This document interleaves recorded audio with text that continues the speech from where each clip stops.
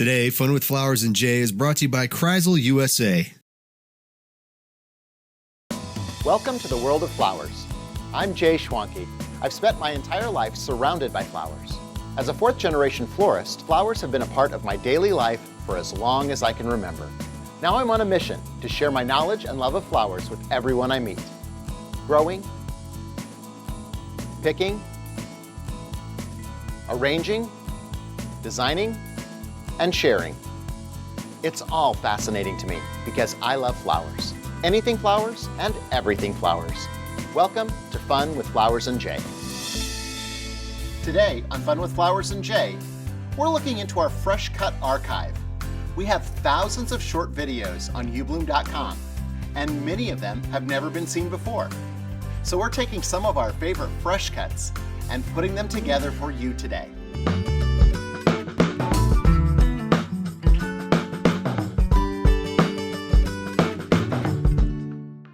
Here's some tips for preparing your flowers before you start arranging.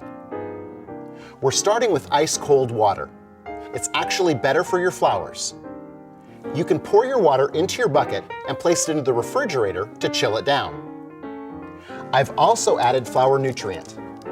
I've used the universal food today because we're using different types of flowers.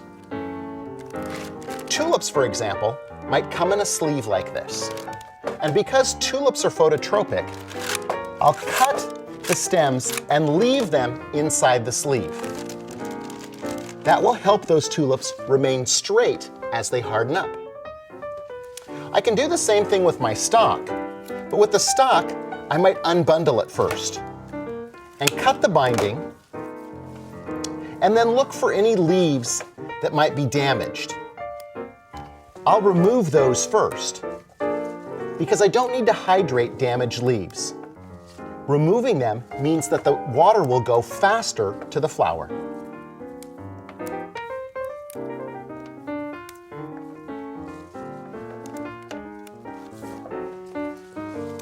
I could cut those again with a bunch cutter.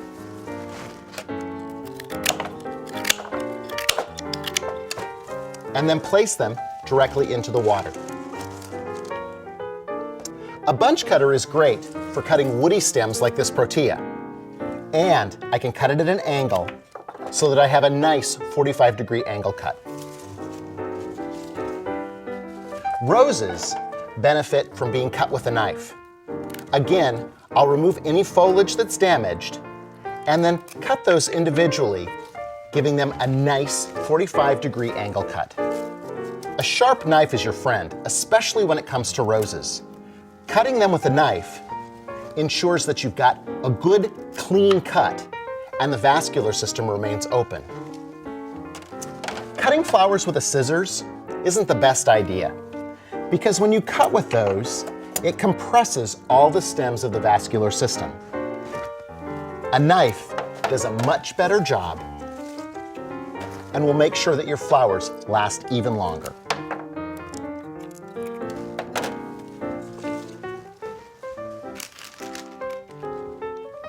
Lilies also benefit from a fresh cut. I'm removing any foliage that's damaged. And the other thing that will make my lily last longer is to reach in and pull out the pollen. Just reaching in with my fingers after the blossom opens and removing those pieces of pollen. This will prevent the lily from setting seed and make the bloom last even longer.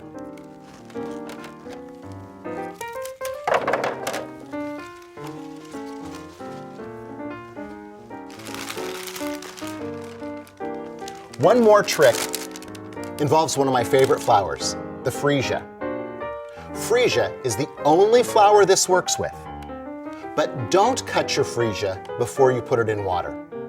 Instead, you can take your freesia and just drop it down into your bucket. Freesia has an incredible vascular system, the strongest of nearly any flower. And when we cut it, a surge of ethylene rushes up the stem. That kills some of these blossoms that are already starting to open. If we don't cut our freesia, every single blossom will open all the way to the end. Processing your flowers is important, and taking good care of them before you start arranging is essential.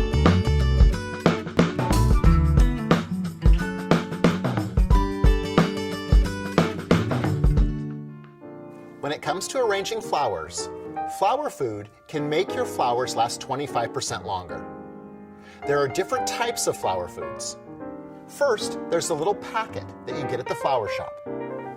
It's great because it comes with instructions on the back side. There's a universal food that's good for all types of flowers. You'll also see one that's a bulb food. Bulb food is great for any flowers that come from a bulb or a corymb. So our typical tulips and daffodils and iris, but also lilies and alstroemeria will benefit from bulb food. Roses enjoy a liquid food because it's easier for them to take it up their vascular system. There's also pre-measured tea bags, which allow you to use a specific amount of water and drop in the tea bag and let the flower food go into the water.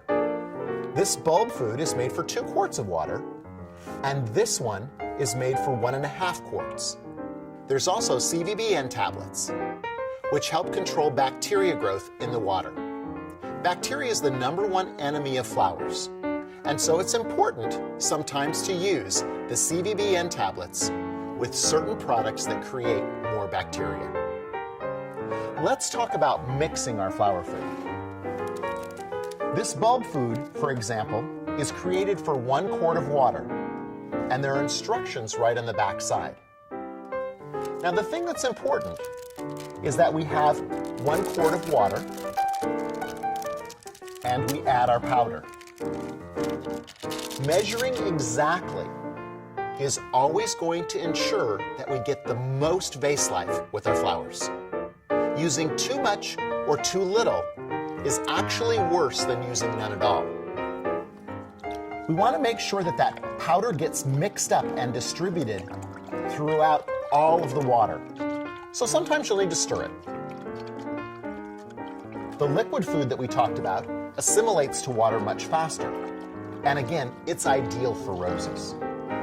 The tea bags can simply be dropped into the water and they'll distribute just like a tea bag would in a cup of tea. Now I wanted to show you, we have a quart of water, and I wanted to show you how much that fills up a vase.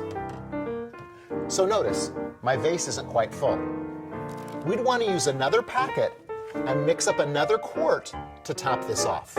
We can save the balance and top off our vase as the flowers drink the water. These tips will help you use flower food right and ensure that you have the longest lasting flowers.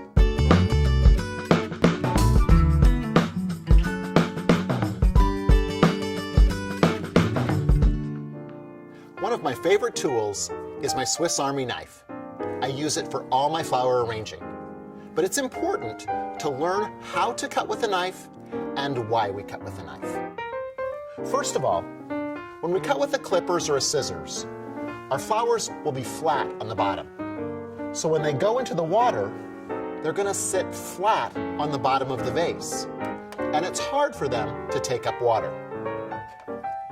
What we want to make sure we do is remove any foliage that would fall below the water line. We take our knife and we lay it with the blade facing away from our thumb. Then we curl our fingers around it. Now the blade is facing our thumb. The thing we want to remember is never to let our thumb touch the blade.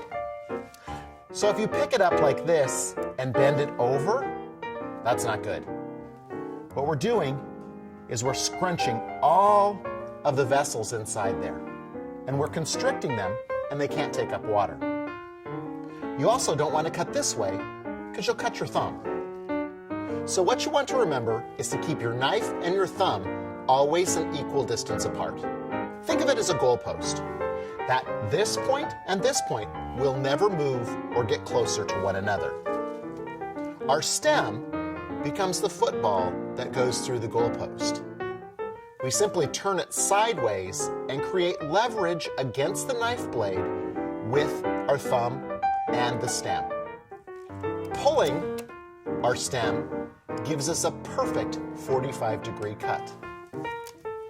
We immediately place that into the water, and notice how that 45-degree angle allows the water to go up the stem. It isn't going to sit flat on the bottom of the vase. Let's look at it one more time. Again, our knife blade is facing our thumb, and we're not going to move either direction. The stem goes between, and we turn it sideways, creating leverage against the knife blade and our thumb. We pull the flower, and we create a perfect 45-degree cut. Remember to let the flower stem itself do all the work. Again, leveraged and pulling the stem creates that great cut. Your Swiss Army knife is your friend when you're arranging flowers and allows you to make the perfect cut every time.